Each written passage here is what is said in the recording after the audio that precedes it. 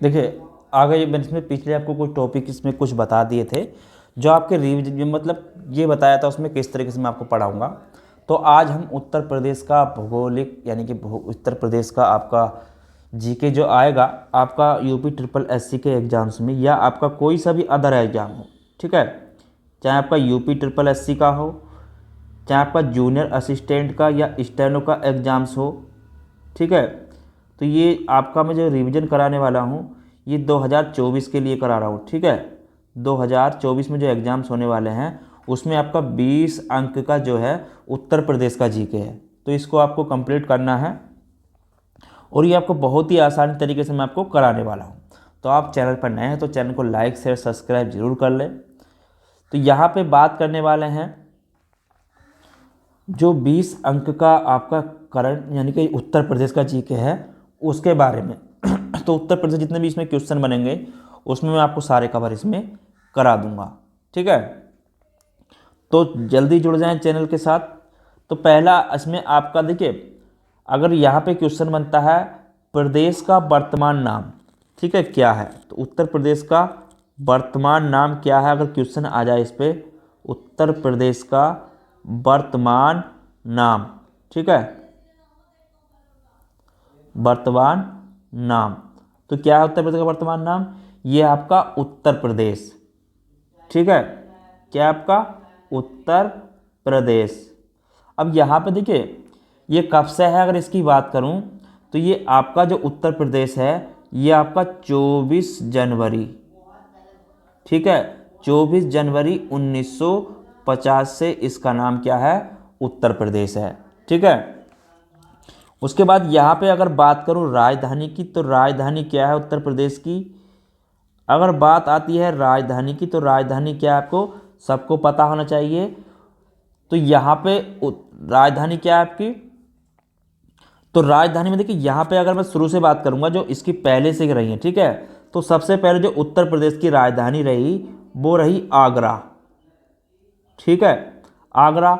ये कब से कब तक रही, तो ये आपकी 1836 से 1858 ईस्वी तक, ठीक है, आगरा रही।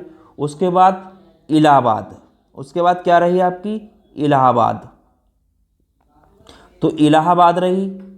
अगर इलाहाबाद की बात करूं तो ये कब से कब तक रही आपकी 1836 से 1858 तक, ठीक है, 1858 तक, जो आपकी वर्तमान में क्या आपकी प्रयागराज कहते हैं जिसे, ठीक है। तो इस चीज़ का आपको ध्यान रखना है, ये भी राजधानी रही, ठीक है। उसके बाद जो राजधानी बनी लखनऊ, उसके बाद क्या राजधानी बनी आपकी लखनऊ। तो लखनऊ की बात जो करूं मैं तो ये जो राजधानी बनी थी ये आंशिक रूप से कब बनी थी, अगर यहाँ पे बात की जाए क्वेश्चन पूछ लेता है आंशिक रूप से कब बनी थी, आंशिक, तो यहाँ पे अगर आंशिक रूप से अगर पूछे तो वो आपकी जो रही राजधानी ये 1921 से 1935 ईस्वी तक, ठीक है, आंशिक रूप से रही। अगर पूछे लखनऊ जो पूर्णतः राजधानी बनी, अगर पूर्णतः की बात की जाए पूर्णतः कब राजधानी बनी पूरी तरीके से, तो ये आपकी जो रही 1935 से अब तक है, ठीक है, 1935 से अब तक है, ठीक है। तो इस चीज़ का भी आपको ध्यान रखना है, 1935 से अब तक क्या आपकी लखनऊ ही राजधानी है, ठीक है। उसके बाद जो इसमें क्वेश्चन बनते हैं वो पूछता है इसका अक्षांशीय विस्तार, ठीक है, स्थिति की अगर बात करूं तो इसकी स्थिति के जो क्वेश्चन बनते हैं वो स्थिति जो पूछता है उत्तर प्रदेश की स्थिति क्या है, ठीक है। तो स्थिति क्या है आपकी, अगर उत्तरी अक्षांश की बात करूं यहाँ पे पूछेगा वो आपसे उत्तरी अक्षांश, तो उत्तरी अक्षांश में क्या बताना है आपको, ठीक है, उत्तरी अक्षांश में स्थिति क्या है उत्तर प्रदेश की, अगर यहाँ पे बात करें तो वो है आपकी 23 उत्तरी, ठीक है, इतने से लेके आपकी 30-24, ठीक है। तो ये है आपकी क्या है उत्तरी अक्षांश पे। अगर बात करें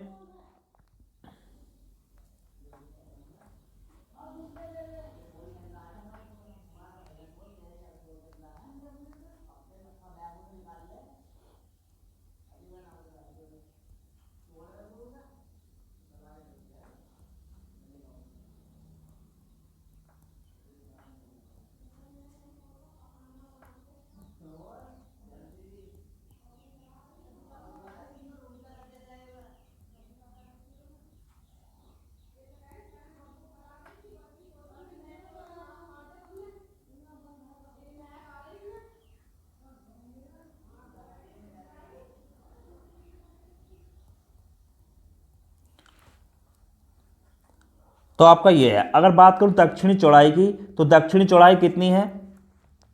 देखिए वॉइस बीच में बंद हो गई थी शायद।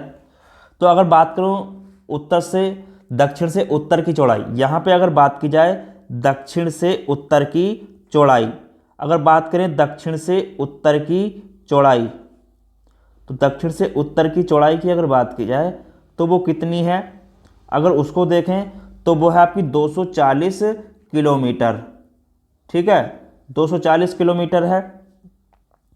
अगर उसके बाद बात करें पूर्व से पश्चिम की लंबाई, ठीक है, पूर्व से पश्चिम की लंबाई, तो यहाँ पे अगर बात करें पूर्व से पश्चिम की लंबाई,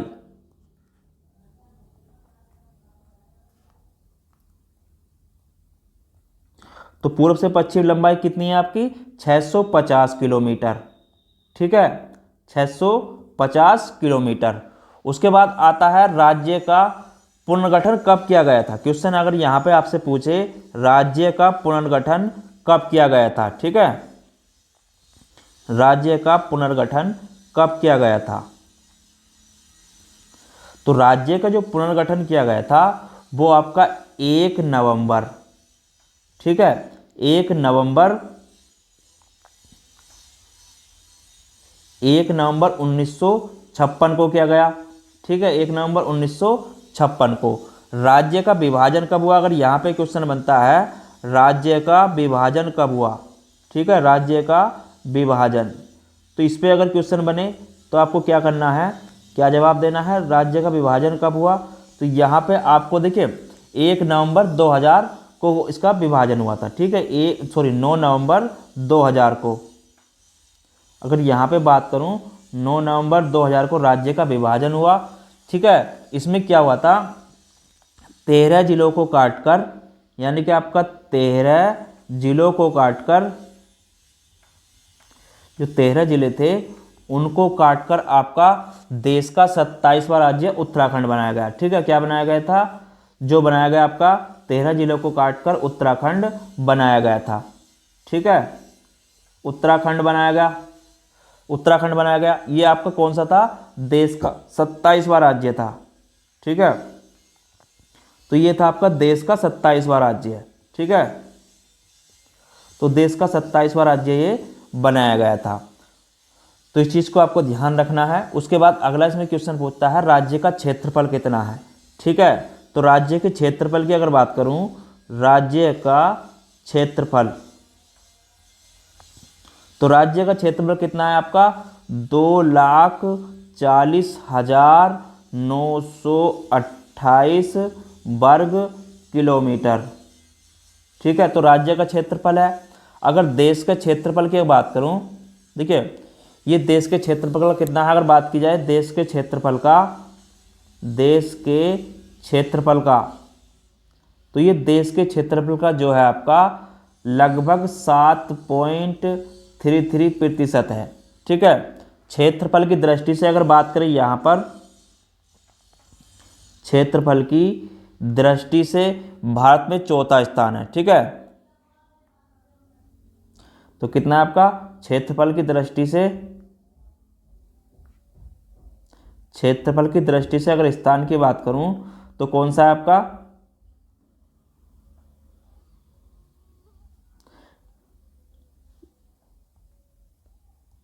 तो कौन सा स्थान है? तो वह आपका चौथा स्थान है। ठीक है, इस चीज को आपको ध्यान रखना है, चौथा स्थान है इसका, क्योंकि पहले नंबर पर आपका राजस्थान, दूसरे मध्य प्रदेश, तीसरे पे महाराष्ट्र और चौथे पे आपका उत्तर प्रदेश आता है। ठीक है, अगर यहाँ पे बात करें पहला कौन सा है, तो पहला आपका आता है इसमें आपका राजस्थान।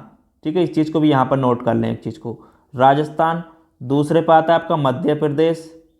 ठीक है, तीसरे पर आता है आपका महाराष्ट्र। उसके बाद चौथे पर आता है आपका उत्तर प्रदेश, उत्तर प्रदेश। ठीक है, तो क्षेत्रफल की दृष्टि से भारत में चौथा स्थान है इसका। ठीक है, उसके बाद आगे बात करें राज्य का, राजकीय भाषा क्या है, तो यहाँ पे इसमें जो क्वेश्चन बनता है पूछता है राजकीय भाषा उत्तर प्रदेश की। ठीक है, तो यहाँ पे अगर बात करूँ राजकीय भाषा की, राजकीय भाषा, तो राजकीय भाषा क्या है उत्तर प्रदेश की? उत्तर प्रदेश की राजकीय भाषा देखिए हिंदी है। ठीक है, उत्तर प्रदेश की राजकीय भाषा का जो है आपकी क्या है? हिंदी। अगर बात करूँ यहाँ पर उत्तर प्रदेश राजभाषा अधिनियम 1952 से हिंदी को प्रथम राजकीय भाषा घोषित किया गया था। ठीक है, यानी कि जो क्या आपकी हिंदी है पता होना चाहिए, ये कब पारित किया गया था? तो ये उत्तर प्रदेश राजभाषा अधिनियम 1952 से। ठीक है, तो हिंदी को राजभाषा घोषित किया गया था, राजकीय भाषा। ठीक है,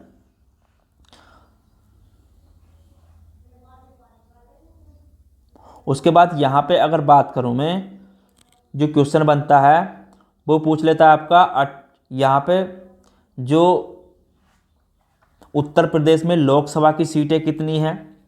अगर लोकसभा की सीटों की बात की जाए, उत्तर प्रदेश में लोकसभा सीटें, तो लोकसभा सीटें कितनी है यहाँ पर? तो लोकसभा सीटें यहाँ आपकी 80। ठीक है, अगर यहाँ पे बात करें इसमें SC ST के लिए कितनी है, तो इसमें अगर SC की बात करूँ तो SC के लिए जो है इसमें आपकी देखिए SC के लिए आपकी 17 है। अगर ST की बात करें तो ST के लिए इसमें कोई भी आरक्षित सीट नहीं है। ठीक है, तो इस चीज़ को भी नोट कर लेना है इसमें आपको। ठीक है, तो ST के लिए इसमें कोई भी आरक्षित नहीं है। ठीक है, अगर यहाँ पे बात करूँ राज्यसभा सीटों की, राज्यसभा सीटें कितनी हैं? अगर उसकी बात आती है राज्यसभा सीटों की, तो राज्यसभा सीटें कितनी है यहाँ पे? तो राज्यसभा की सीटें आपकी कितनी है अगर उसकी बात की जाए, देखिए तो यहाँ पर आपकी 31 सीटें हैं। ठीक है, कितनी हैं? 31 सीटें हैं। अगर यहाँ पे उत्तर प्रदेश का विधानमंडल कैसा है अगर उसकी बात की जाए, तो इसमें ये भी क्वेश्चन पूछ लेता है उत्तर प्रदेश का विधानमंडल।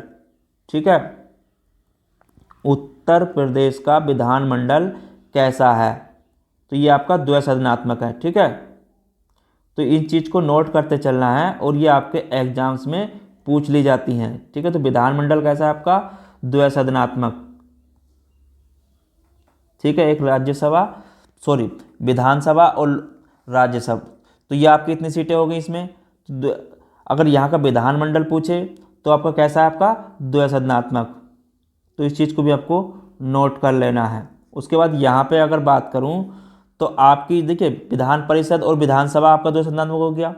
अगर विधान परिषद के गठन की बात करूँ तो यहाँ पे विधान परिषद का गठन कब किया गया था? ठीक है, विधान परिषद का गठन, अगर इस पे क्वेश्चन पूछे विधान परिषद का गठन कब किया गया था, तो ये किया गया था आपका 1937 में। ठीक है, विधान परिषद का गठन किया गया था। अब यहाँ पे अगर बात आती है विधान परिषद की वर्तमान में संख्या कितनी है, विधान परिषद की संख्या की अगर बात करूँ, विधान परिषद की वर्तमान संख्या, परिषद की वर्तमान संख्या, तो वर्तमान संख्या कितनी है? यह है आपकी 100 है। ठीक है, कितनी है विधान परिषद की जो संख्या है वो 100 है। अगर बात करी जाए यहाँ पर विधानसभा सदस्यों की कुल संख्या, विधानसभा सदस्यों की कुल संख्या, विधानसभा सदस्य की, ठीक है, सदस्य तो कितने हैं अगर उसकी बात की जाए तो वो आपके 403। ठीक है, कितने हैं? 403 हैं। अगर बात करूँ देखिए उत्तराखंड बनने से पहले भारत में कितने उत्तर प्रदेश में उत्तराखंड बनने से पहले कितने विधानसभा सदस्यों की संख्या थी? तो वो थी आपकी 425। इस चीज़ को आपको ध्यान रखना है, उत्तराखंड बनने से पहले कितनी थी? 425 थी। ठीक है, चलिए आगे बात करते हैं। सर्वाधिक विधानसभा सीटों वाला जिले की अगर बात करूं तो जो आपका प्रयागराज है, सर्वाधिक विधानसभा सीटों वाला जिला की अगर बात की जाए, सर्वाधिक विधानसभा सीटों वाला जिला, सर्वाधिक विधानसभा सीटों वाला जिला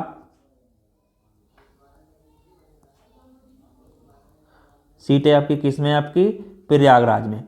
ठीक है, तो इस चीज़ को आपको ध्यान रखना है, प्रयागराज में कितनी सीटें हैं? तो वहाँ पर आपकी 12 सीटें हैं। ठीक है, अब बात की जाए सबसे बड़ा जनसंख्या संसदीय क्षेत्र की अगर बात करूँ, सबसे बड़ा जनसंख्या संसदीय क्षेत्र,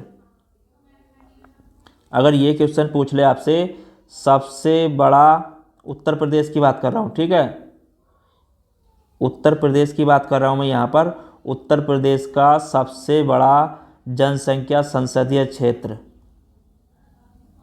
जनसंख्या संसदीय क्षेत्र, तो वो कौन सा आता है आपका, गाजियाबाद। ठीक है, तो क्या आता है आपका, गाजियाबाद। तो इस चीज़ को ध्यान रखना है, वो क्या आता है आपका, गाजियाबाद। अगर यहाँ पे बात की जाए सबसे कम विधानसभा सीटों वाला जिला, देखिए सबसे कम विधानसभा सीटों वाले जिले की अगर बात करें यहाँ पर, सबसे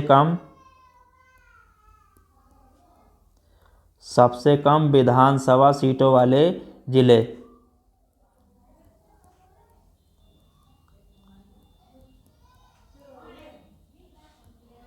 तो जितने भी क्वेश्चन हैं देखिए सारे मोस्ट होते हैं, ऐसा कुछ नहीं है, क्योंकि कुछ भी पूछ लेता है वो आपका। अगर यहाँ पे बात की जाए तो जैसे आपका देखिए श्रावस्ती हो गया, श्रावस्ती 2 सीटें हैं। महोबा की बात करूँ तो महोबा में कितनी आपकी 2 सीटें हैं। ठीक है, उसके बाद चित्रकूट की बात करूँ, चित्रकूट, तो यहाँ पर भी 2 सीटें हैं। ललितपुर की अगर बात करूँ,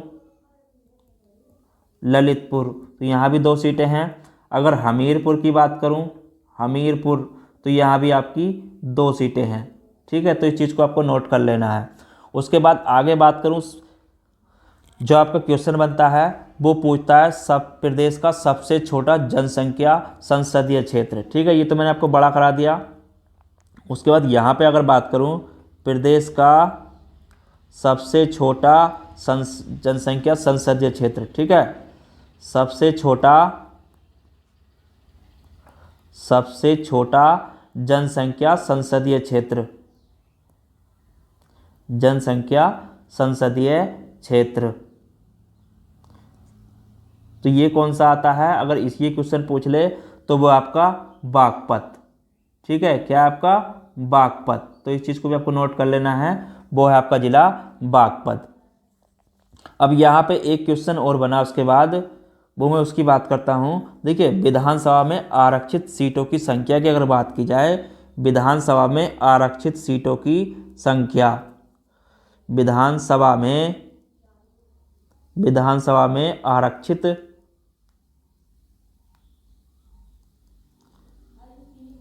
आरक्षित सीटों की संख्या, तो यहाँ पे SC ST की अगर बात करूँ तो SC की कितनी है, देखिए टोटल कितनी आरक्षित सीटें हैं, तो आपकी 86 हैं। जिसमें अगर SC की बात करूँ तो SC के लिए जो है आपकी वो यहाँ पर 84 सीट हैं। अगर ST की बात करूँ, ST के लिए जो आरक्षित हैं आपकी 2 सीटें हैं। ठीक है, तो इस चीज़ को आपको ध्यान रखना है, जो आरक्षित सीटें हैं उनकी संख्या कितनी है आपकी, 86 है। ठीक है, उसके बाद जो इसमें क्वेश्चन पूछता है वो बनता है आपका उच्च न्यायालय कहाँ है उत्तर प्रदेश का। ठीक है, उच्च न्यायालय की अगर बात करूं, उत्तर प्रदेश का उच्च न्यायालय, अगर उच्च न्यायालय की बात की जाए तो वो कहाँ आपका, प्रयागराज, प्रयागराज। ठीक है, अगर खंडपीठ की बात करें, इसका खंडपीठ कहाँ है, तो यहाँ पे अगर खंडपीठ पूछता है तो खंडपीठ कहाँ है आपकी, लखनऊ। ठीक है, तो इस चीज़ का ध्यान रखना है आपको, ये क्वेश्चन में भी कभी कभार पूछ लेता है। ठीक है, लखनऊ इसकी क्या है आपकी, खंडपीठ है। उसके बाद उच्च न्यायालय की स्थापना की बात करूं, इसकी स्थापना कब हुई थी। ठीक है, स्थापना की अगर बात की जाए, स्थापना कब हुई थी आपकी, 1866 में। ठीक है, कहाँ पर हुई थी, आगरा में। उच्च न्यायालय की स्थापना कहाँ पर हुई थी आपकी, 1866 में आगरा में हुई थी। ठीक है, कहाँ पर हुई थी, आगरा में। उसके बाद इसे प्रयागराज यानी कि 1869 में इसे प्रयागराज लाया गया। ठीक है, प्रयागराज लाया गया, तो इस चीज़ का भी आपको ध्यान रखना है, 1869 में इसे प्रयागराज लाया गया था। उसके बाद यहाँ पे जो क्वेश्चन बनते हैं तो पूछ लेता है, ठीक है, कि उच्च न्यायालय की स्थापना कब हुई, तो इसमें दे देगा आपको आगरा में कब हुई या प्रयागराज कब लाया गया। ठीक है, तो इस चीज़ को आपको ध्यान रखना है। देखिए औद्योगिक, अगर उत्तर प्रदेश में कितने औद्योगिक न्यायाधिकरण है उसकी बात की जाए, उत्तर प्रदेश में जो क्वेश्चन बनता है वो पूछ लेता है आपका प्रदेश में औद्योगिक कितने न्यायाधिकरण है। ठीक है, तो प्रदेश में जो है आपके कुल जो हैं वो 6 औद्योगिक न्यायाधिकरण है। ठीक है, औद्योगिक न्यायाधिकरण है। ठीक है, तो इस चीज़ का आपको ध्यान रखना है और ये भी क्वेश्चन में कभी कभार पूछ लेता है। ठीक है, अब कौन कौन से हैं अगर उसकी बात करूं, जैसे आपका इसमें क्या हो गया, एक है प्रयागराज,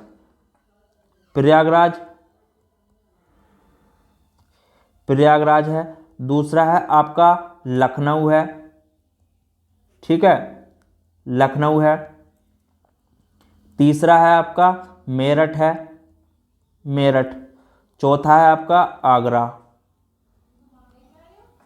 आगरा। पांचवा है आपका कानपुर, कानपुर। छठा है आपका गोरखपुर।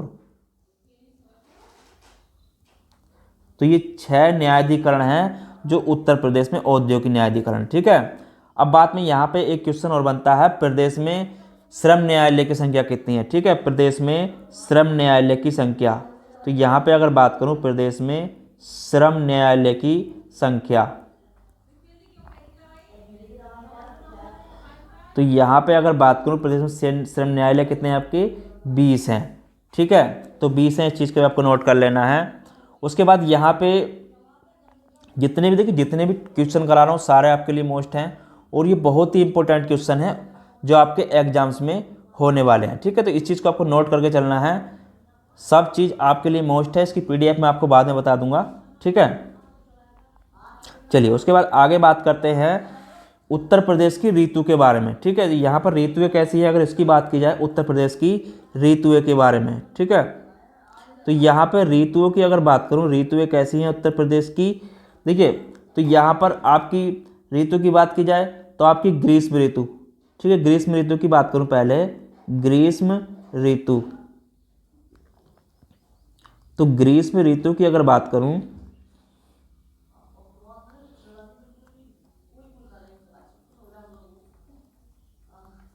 तो ग्रीष्म ऋतु की अगर बात की जाए कब से कब तक होती है, तो ये रहती है आपकी मार्च से मध्य जून तक।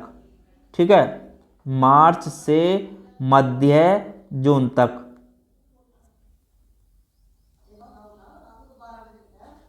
मध्य जून तक। ठीक है, ग्रीष्म ऋतु रहती है। उसके बाद जो आती है वो है आपकी वर्षा ऋतु। ठीक है, अगर वर्षा ऋतु की बात की जाए तो ये कब तक रहती है आपकी, मध्य जून से सितंबर तक। ठीक है, मध्य जून से सितंबर तक, तो मध्य जून सितंबर तक रहती है।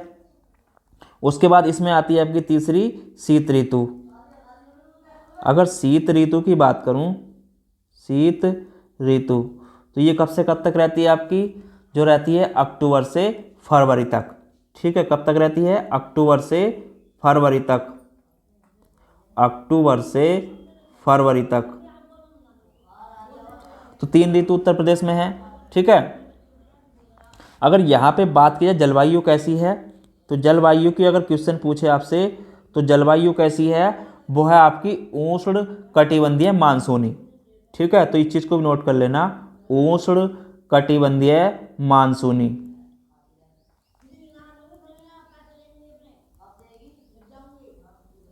उष्ण कटिबंधीय मानसूनी यहाँ की जलवायु है। ठीक है, तो इस चीज़ को भी नोट कर लेना है और ये लिख लें।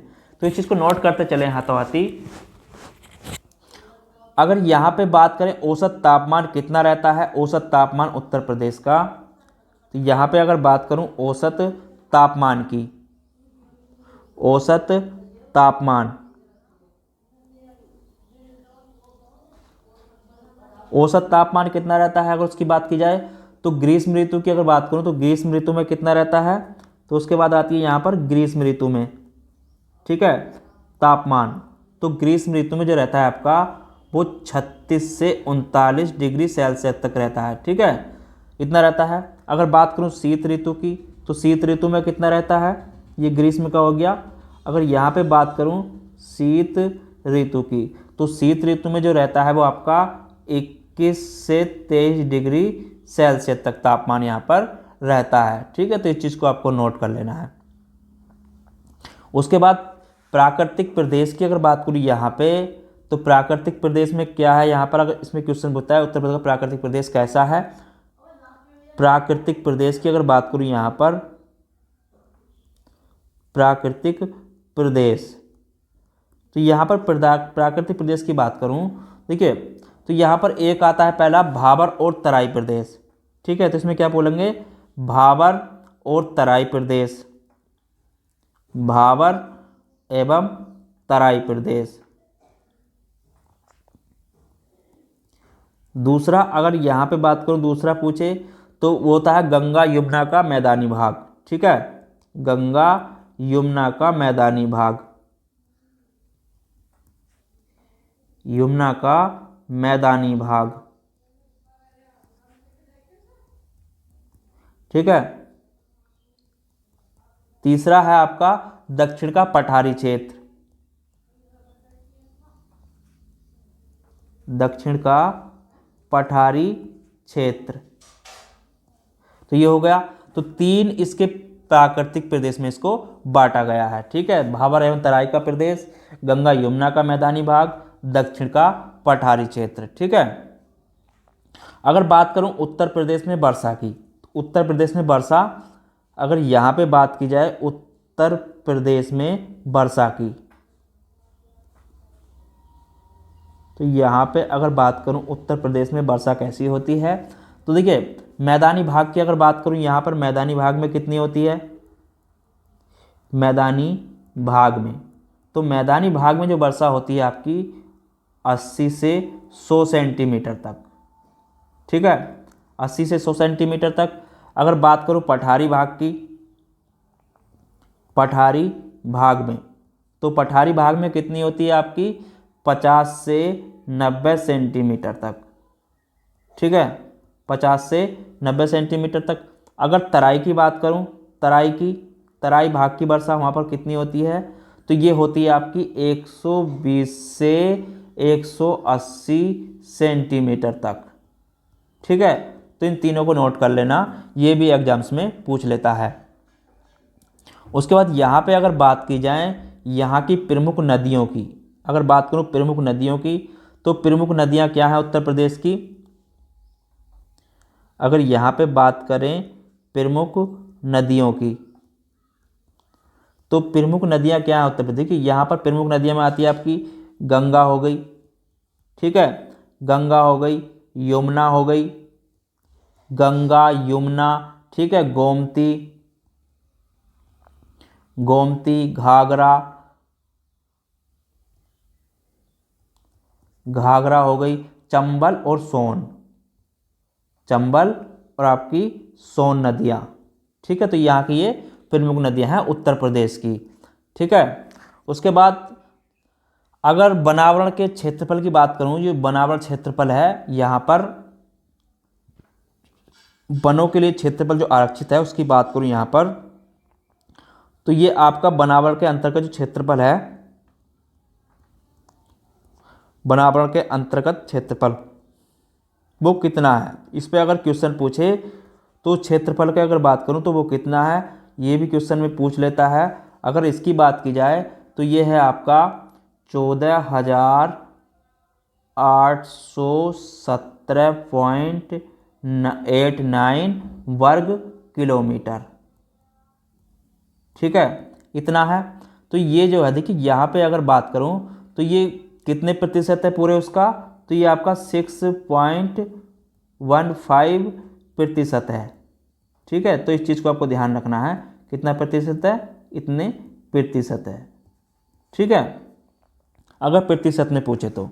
उसके बाद राज्य में वृक्षारोपण की अगर बात करूं, राज्य में वृक्षारोपण कितना है, ठीक है, वन का वृक्षारोपण की, तो यहाँ पे अगर क्वेश्चन पूछे राज्य में वन एवं वृक्षावरण, ठीक है, वन एवं वृक्षावरण अगर पूछता है तो वो कितना है, तो अगर उस पर क्वेश्चन आता है तो आपको बताना है 9.23%। ठीक है। उसके बाद यहाँ पे अगर क्वेश्चन पूछे यहाँ पर वनों के प्रकार कैसे हैं, तो वनों के प्रकार की अगर बात करूँ, वनों के प्रकार, वनों के प्रकार, तो वनों के प्रकार पे अगर क्वेश्चन आते हैं तो आपको बताना है यहाँ पर उष्णकटिबंधीय वन है। ठीक है। कैसे आपके उष्णकटिबंधीय वन है। ठीक है।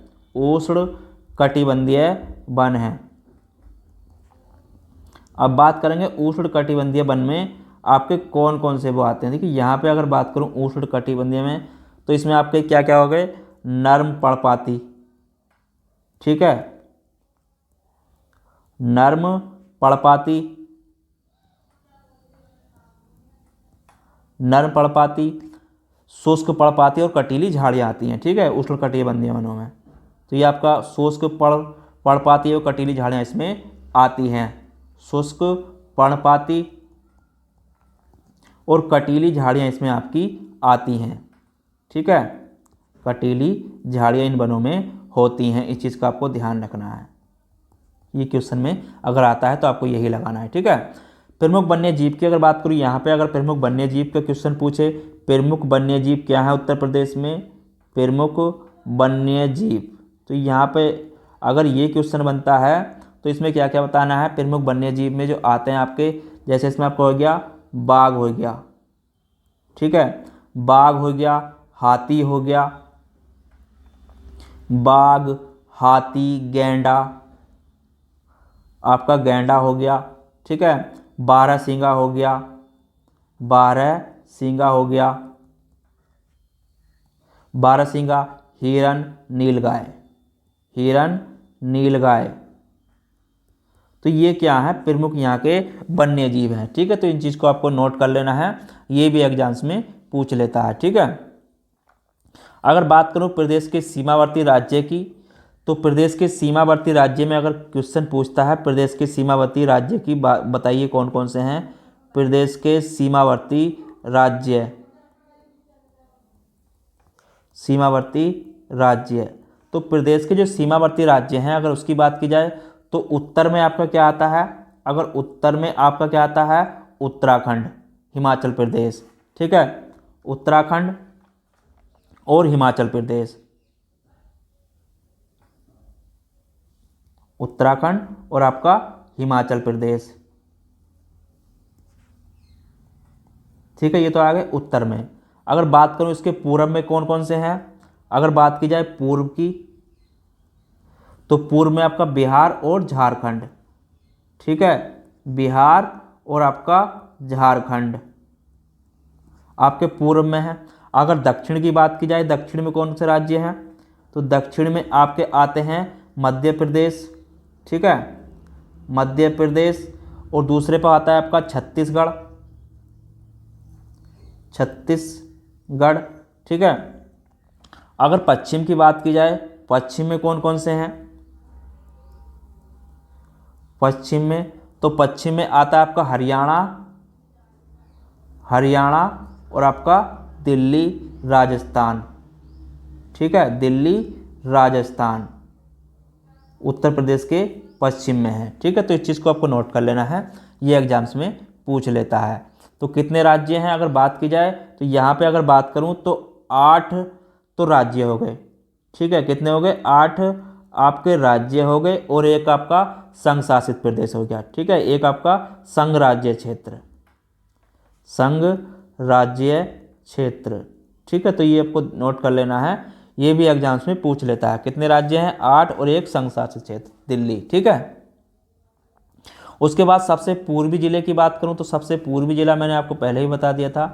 तो सबसे पूर्वी जिला जो आता है इसमें, अगर यहाँ पे पूछे सबसे पूर्वी जिला, सबसे पूर्वी जिला उत्तर प्रदेश का कौन सा है, तो वो है आपका बलिया।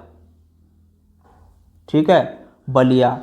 अगर बात करें यहाँ पर पश्चिमी की, तो पश्चिमी जिला कौन सा है आपका, पश्चिमी, तो पश्चिमी में आता है आपका शामली। ठीक है। पश्चिम में क्या आता है आपका, शामली। अगर बात करें यहाँ पर उत्तरी जिले की, तो उत्तरी में कौन सा आता है आपका, इसमें आता है आपका सहारनपुर। ठीक है, सहारनपुर। उसके बाद यहाँ पे अगर बात करें दक्षिण जिले की, तो दक्षिण जिले में कौन सा आता है आपका, अगर इसकी बात की जाए तो ये बताना है आपको सोनभद्र। ठीक है, अगर क्वेश्चन आए सोनभद्र तो सोनभद्र बताना है आपको। उसके बाद यहाँ पे बात करें सबसे बड़ा जिला, तो सबसे बड़ा जिला कौन सा है, उसके बाद क्वेश्चन अगर यहाँ से बने सबसे बड़ा जिला, तो सबसे बड़ा जिला कौन सा है आपका, वो है लखीमपुर खीरी। ठीक है, क्या आपका लखीमपुर खीरी, तो लखीमपुर खीरी सबसे बड़ा जिला है। अगर सबसे छोटा जिला की बात करें तो सबसे छोटा जिला तो ये आता है आपका हापुड़। ठीक है, सबसे छोटा जिला क्या है आपका, हापुड़। तो इस चीज़ को आपको नोट कर लेना है। ठीक है, तो जितने भी टॉपिक बता रहा हूँ सारे आपके लिए मोस्ट हैं, ऐसा नहीं है कि कोई मोस्ट नहीं है, तो सारे आपके लिए जितने भी क्वेश्चन मैं आपको करा रहा हूँ सारे आपके लिए मोस्ट हैं। ठीक है, तो इस चीज़ को नोट करते चलना है। उसके बाद सबसे छोटा जिला हो गया। अगर यहाँ पे बात की जाए कि जो प्रदेश की सीमावर्ती देश है, उत्तर प्रदेश की सीमावर्ती देश कौन सा है, अगर यहाँ पे बात करें प्रदेश का सीमावर्ती प्रदेश, तो प्रदेश का सीमावर्ती देश कौन सा है, प्रदेश का सीमावर्ती देश, तो इसमें भी क्वेश्चन पूछ लेता है सीमावर्ती देश। तो सीमावर्ती देश कौन सा है हमारा, यह है नेपाल। ठीक है, कौन सा है, नेपाल। तो नेपाल हो गया। अब नेपाल की सीमा कितनी लगती है, तो ये लगती है 579 किलोमीटर उत्तर प्रदेश के साथ। ठीक है, भारत के साथ भी अगर पूछे तो 579, उत्तर प्रदेश के साथ पूछे। ठीक है, उसके बाद यहाँ पे अगर सीमावर्ती जिले की बात करूँ तो सीमावर्ती जिले इससे जो मिलते हैं, सीमावर्ती जिले अगर नेपाल से सीमावर्ती जिले पूछे, नेपाल के सीमावर्ती जिले कौन से हैं उत्तर प्रदेश के, तो इसमें आपका कौन सा आता है, वो आता है आपका पहला पीलीभीत। ठीक है, पीलीभीत हो गया। दूसरा लखीमपुर खीरी, लखीमपुर खीरी, लखीमपुर खीरी की सीमा मिलती है। उसके बाद यहाँ पर बहराइच, बहराइच हो गया। उसके बाद इसमें श्रावस्ती हो गया आपका, श्रावस्ती हो गया। बलरामपुर हो गया, बलरामपुर हो गया। सिद्धार्थनगर और आपका महाराजगंज। ठीक है, सिद्धार्थनगर,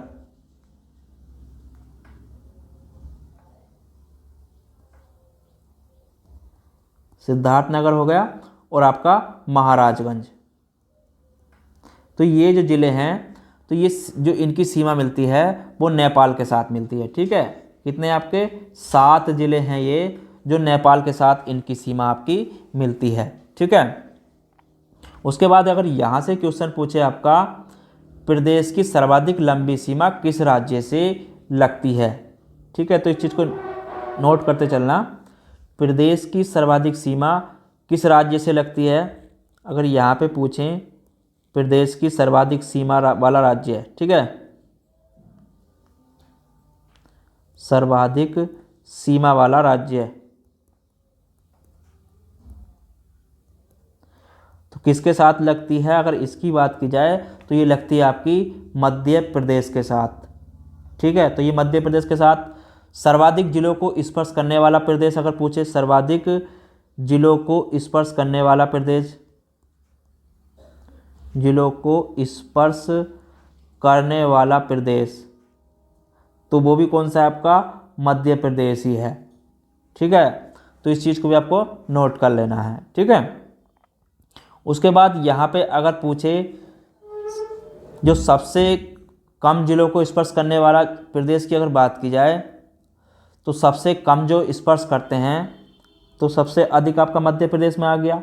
ठीक है, सर्वाधिक जिलों को यही सीमा लगती है, ये भी हो गया।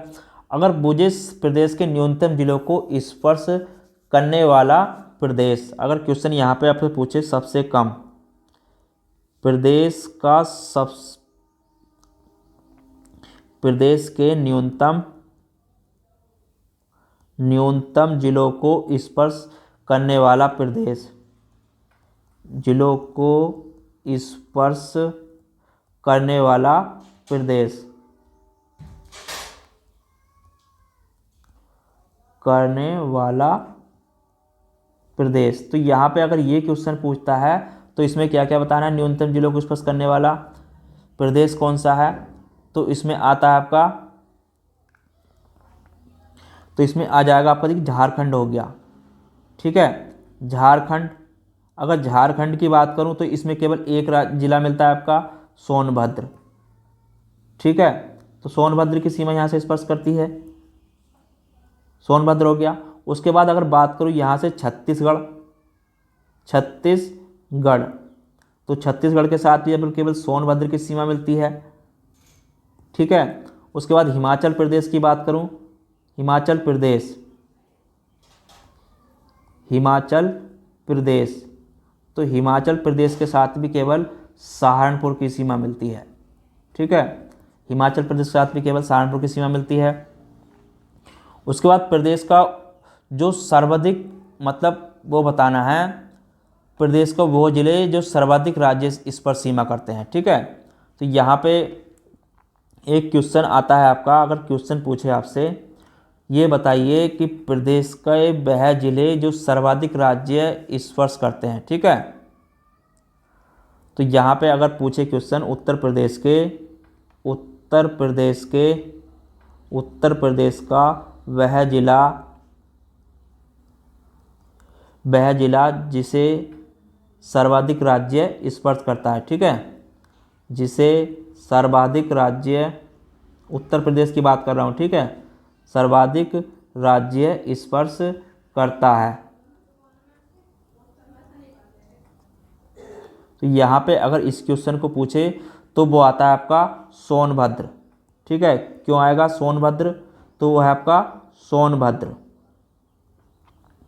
सोनभद्र में आपके कौन कौन से राज्य मिलते हैं, तो इसमें आपके देखिए सोनभद्र की अगर बात करूं तो यहाँ पर देखिए, तो मध्य प्रदेश की सीमा मिलती है इसके साथ, मध्य प्रदेश की सीमा भी सोनभद्र के साथ मिलती है आपकी, और बिहार की सीमा झारखंड की भी, ठीक है, झारखंड की सीमा, और छत्तीसगढ़ की सीमा भी सोनभद्र के साथ मिलती है। तो सर्वाधिक सीमा किसके साथ मिलती है, सोनभद्र के साथ, ठीक है। तो इस चीज़ को आपको नोट कर लेना है। चलिए आगे, अब मैं राज्य वाइज बात करता हूँ बिहार की सीमावर्ती जिलों की। यहाँ पे अगर बात करूँ बिहार की सीमावर्ती जिले कौन से हैं, बिहार के सीमावर्ती जिले, बिहार के सीमावर्ती जिले, तो बिहार के जो सीमावर्ती जिले हैं उसमें आते हैं उत्तर प्रदेश के, वो आपका महाराजगंज, ठीक है, महाराजगंज हो गया। उसके बाद आता है आपका कुशीनगर,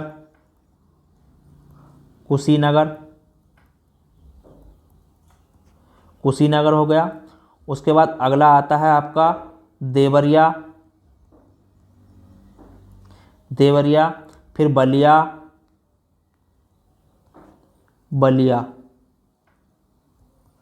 उसके बाद आ जाए आपका गाजीपुर, उसके बाद आता है आपका चंदौली,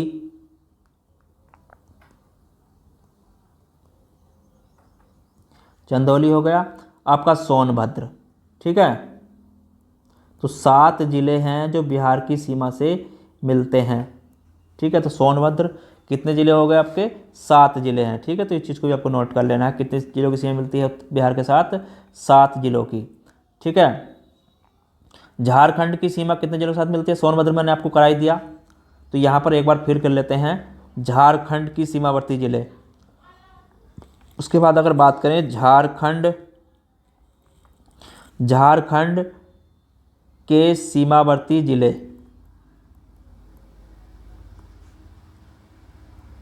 देखिए जितने भी क्वेश्चन हैं सारे मोस्ट को नोट करते चलें। तो झारखंड के साथ किसकी मिलती है, केवल एक ही जिले की, वो आपका सोनभद्र।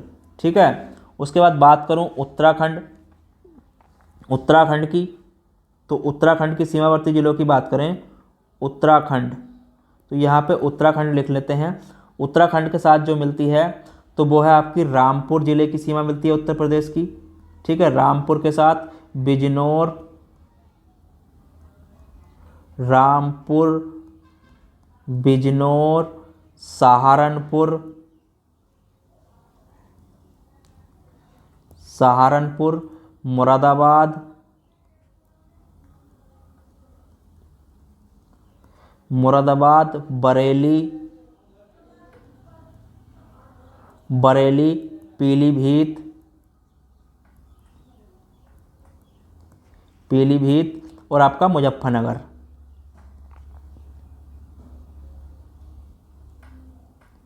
मुजफ्फरनगर, तो ये इसकी सीमा उत्तराखंड के साथ मिलती है। ठीक है, कितने ज़िले हो गए आपके, 7 ज़िले हैं ये भी। ठीक है, तो इस चीज़ को भी आपको नोट कर लेना है यहाँ पर। उसके बाद अगले अगर राज्य की बात करूँ तो वो है आपका मध्य प्रदेश। तो मध्य प्रदेश के साथ की अगर सीमा की बात की जाए कितने जिलों की मिलती है, मध्य प्रदेश, तो मध्य प्रदेश की जो सीमा मिलती है वो मिलती है आपकी सोनभद्र। ठीक है, सोनभद्र, सोनभद्र हो गया आपका, मिर्ज़ापुर हो गया, मिर्ज़ापुर, सोनभद्र, मिर्ज़ापुर, प्रयागराज, प्रयागराज, चित्रकूट, चित्रकूट हो गया आपका, बांदा हो गया, बांदा हो गया, झांसी हो गया,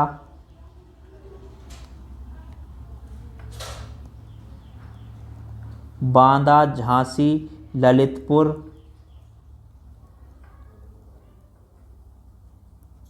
ललितपुर और आपका जालौन,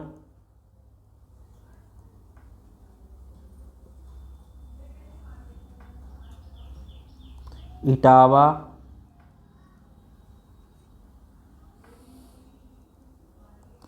आगरा। तो देखिए सोनभद्र, ठीक है, मिर्ज़ापुर, प्रयागराज, चित्रकूट, बांदा और आपका महोबा भी। ठीक है, 11 ज़िले मिलते हैं, एक है आपका इसमें महोबा। तो महोबा, तो ये 11 ज़िलों की सीमा मध्य प्रदेश के साथ मिलती है। ठीक है, कितने ज़िले हैं उत्तर प्रदेश के, 11 ज़िले हैं। ठीक है, तो इस चीज़ को आपको नोट कर लेना है, ये सारे ज़िले हो गए। ठीक है, उसके बाद आगे बात करें छत्तीसगढ़ की, तो छत्तीसगढ़ के साथ कितने ज़िलों की सीमा मिलती है, छत्तीसगढ़, छत्तीसगढ़ की बात करूं तो छत्तीसगढ़ के साथ केवल सोनभद्र की सीमा मिलती है। ठीक है, किसकी मिलती है आपकी, सोनभद्र की। ठीक है, तो एक ही ज़िला है। उसके बाद आगे बात करूं, जो प्रदेश का सबसे दक्षिणी बिंदु को स्पर्श करने वाला राज्य अगर क्वेश्चन पूछें तो वो आपका क्या है, आपका छत्तीसगढ़ है। ठीक है, चीज़ को भी आपको नोट कर लेना है। और यहाँ पे अगर बात करूँ राजस्थान के सीमावर्ती ज़िले, उसके बाद आगे बात करें राजस्थान की, तो राजस्थान की सीमा से कितने स्पर्श करते हैं आपके, आगरा और मथुरा। ठीक है, आगरा और आपके मथुरा, तो 2 ज़िले स्पर्श करते हैं। उसके बाद हरियाणा की अगर बात करें, हरियाणा की सीमा से कितने ज़िले स्पर्श करते हैं, हरियाणा, तो हरियाणा की सीमा से जो मिलते हैं आपके वो आपका क्या हो गया, देखिए सहारनपुर, शामली, बागपत। ठीक है, सहारनपुर, सहारनपुर, शामली, बागपत और आपका बागपत, ये जिले की सीमा किससे करती है स्पर्श आपकी, हरियाणा के साथ। ठीक है, और हिमाचल प्रदेश की अगर बात करूं, हिमाचल प्रदेश, हिमाचल प्रदेश, तो इसके साथ है आपकी, ये है सहारनपुर के साथ। ठीक है, सहारनपुर। उसके बाद यहाँ पे जो यानी कि अगर बात करूँ दिल्ली की, तो दिल्ली के साथ जो स्पर्श करती है सीमा, उसकी अगर बात की जाए तो वो है आपका गौतम बुद्ध नगर और गाज़ियाबाद। ठीक है, कौन है आपका, गौतम बुद्ध नगर और आपका गाज़ियाबाद।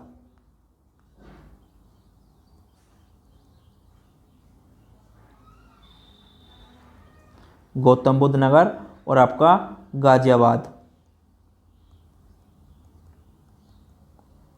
तो ये 2 जिलों की सीमा जो है दिल्ली को स्पर्श करती है। ठीक है, देखिए अगर बात करें जो राजधानी लखनऊ है उसके जो, अगर यहाँ पे एक क्वेश्चन पूछता है राजधानी लखनऊ के सीमावर्ती जिले, अगर ये क्वेश्चन पूछ ले आपसे राजधानी लखनऊ के सीमावर्ती जिले, लखनऊ के सीमावर्ती जिले, तो इसकी बात करें सीमावर्ती जिले कौन से हैं जो राजधानी है, तो उसमें आ जाएंगे आपके जैसे रायबरेली हो गया। ठीक है, रायबरेली जो लखनऊ के सीमावर्ती जिले हैं। ठीक है,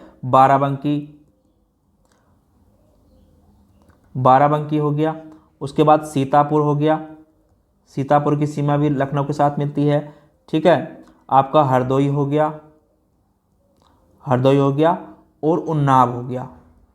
तो इनकी सीमा जो है आपकी उत्तर प्रदेश के मतलब राजधानी जो है लखनऊ उसके साथ मिलती है। ठीक है, तो इस चीज़ को आपको नोट कर लेना है। उसके बाद यहाँ पे अगर क्वेश्चन पूछे आपसे आगे उत्तर प्रदेश में मंडलों की संख्या, अगर मंडल की बात की जाए उत्तर प्रदेश में तो कितने आपके 18 मंडल हैं।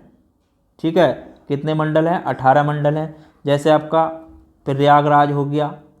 ठीक है, प्रयागराज, दूसरा आपका अयोध्या हो गया,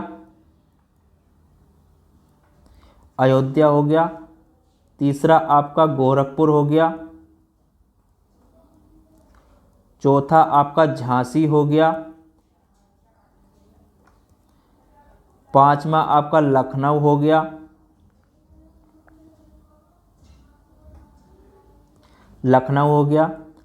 छठा आपका मेरठ हो गया,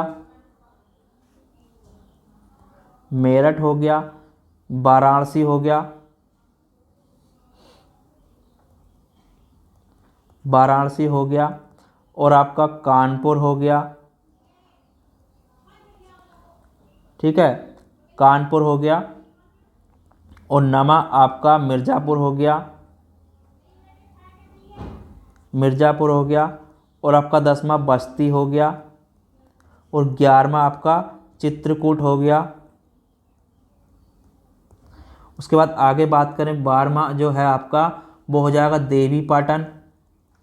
ठीक है, देवी पाटन हो गया। 13वां आपका मुरादाबाद हो गया। 14 आपका सहारनपुर हो गया। 15 आपका बरेली हो गया। 16 आपका आजमगढ़ हो गया।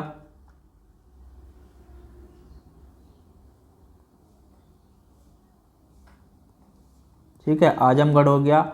17 आपका आगरा हो गया और 18 आपका अलीगढ़ हो गया। तो ये जो है मंडल हैं उत्तर प्रदेश में। ठीक है, कितने मंडल हैं? 18 मंडल हैं। ठीक है, तो इस चीज़ को भी नोट कर लेना है। उसके बाद यहाँ पे प्रदेश में जिलों की संख्या की बात की जाए तो जिलों की संख्या कितनी है आपकी? जिलों की संख्या, तो जिले कितने हैं उत्तर प्रदेश में आपके? 75 जिले हैं। ठीक है, तो इस चीज़ को आपको नोट कर लेना है, 75 जिले हैं। चलिए, अब तो आज के देखिए यहाँ पे जितना भी मैंने कराया ये सारा आपके लिए बहुत इम्पोर्टेंट था। अगले टॉपिक में मैं आज मैंने भौगोलिक इसका प्रदेश बता दिया, आगे इसके जो चिन्ह हैं वगैरह हैं, नामकरण कब हुआ, वो इसके क्या क्या यहाँ की मुख्य विशेषता हैं, उसके बारे में आगे इसमें अगले टॉपिक में आपको बताने वाला हूँ। ठीक है, तो अगर आप चैनल पर नए हैं तो चैनल को लाइक से सब्सक्राइब जरूर कर लेना। यहाँ पे आपको उत्तर प्रदेश की सारी कंप्लीट में जानकारी यहाँ पर देता रहूँगा। ठीक है, तो ये आपके जूनियर स्टेट और स्टेनो के एग्जाम से बहुत ही महत्वपूर्ण होने वाली है।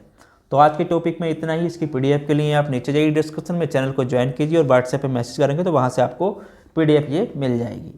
तो जब तक के लिए अगले मैं टॉपिक पे लेकर आ रहा हूँ इसी से आगे, तो जुड़े रहिए हमारे साथ, फिर मिलेंगे जल्द ही। धन्यवाद।